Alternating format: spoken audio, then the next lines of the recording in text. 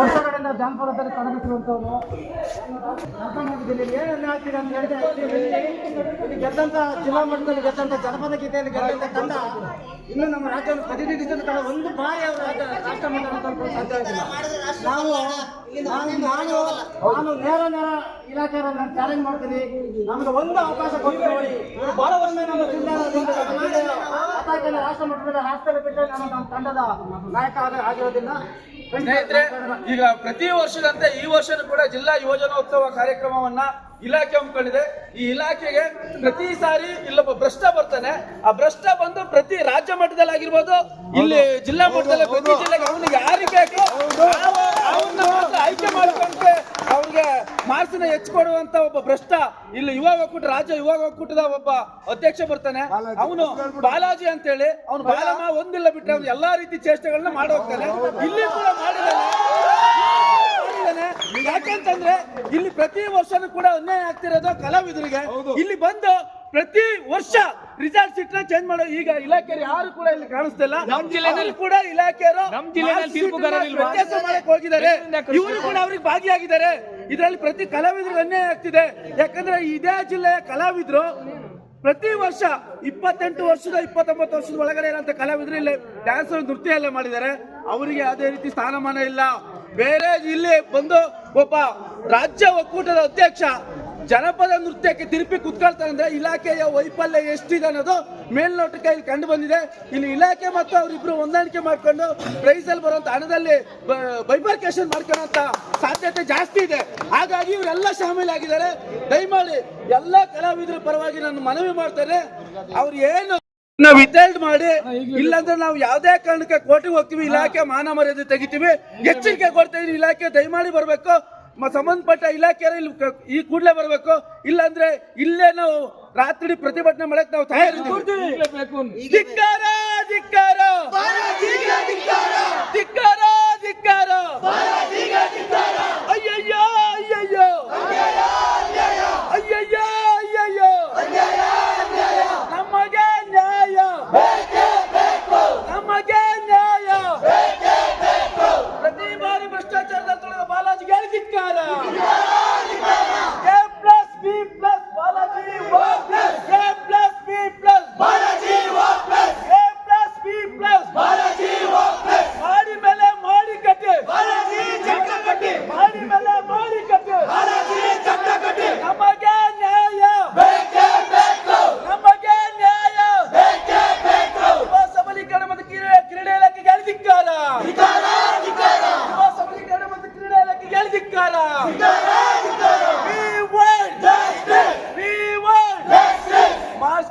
Marks result ತರಕ್ಕೆ ಇವ್ರು ಯಾರು ಒಪ್ತಿಲ್ಲ.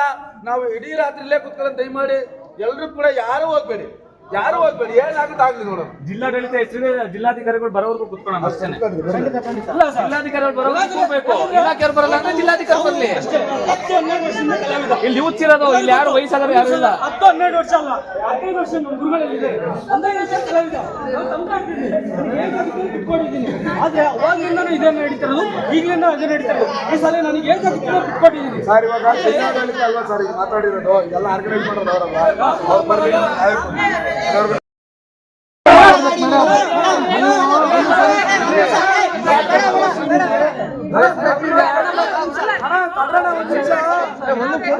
ಒಬ್ರು ಮಾತಾಡ್ಲಿ.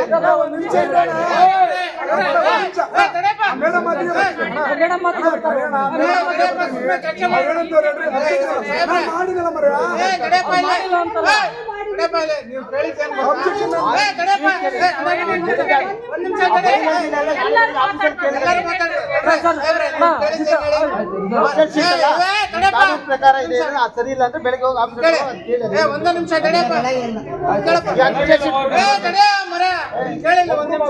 ಸಾಹೇಬ್ರು ರಿಸಲ್ಟ್ ಶೀಟ್ ಕೇಳಿದ್ರು, ತಂದಿದ್ದಾರೆ.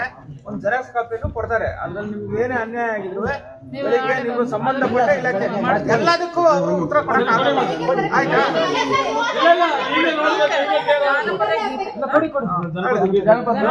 ವಿಡಿಯೋ ಮಾಡ್ಕೊಳ್ಳಿ.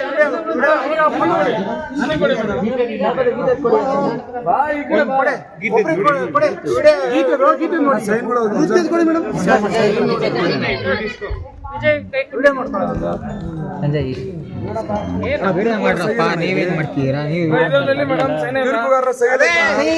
ಎಲ್ಲದಕ್ಕೂ ಅವ್ರು ಉತ್ತರ ಕೊಡಕ್ಕಾಗಲ್ಲ.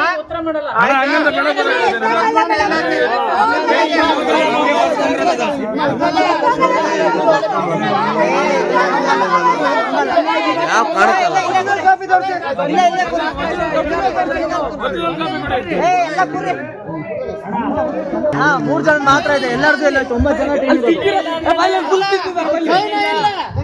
ಪ್ರಿಂಟ್ ಆಗಿರೋದು ಇದು ಪ್ರಿಂಟ್ ಆಗಿರೋದು ಅಣ್ಣ, ಇದು ಪ್ರಿಂಟ್ ಆಗಿರೋದು, ಹೊಸ ಪ್ರಿಂಟು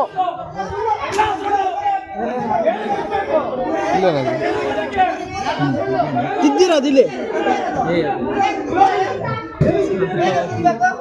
ನೋಡಿ.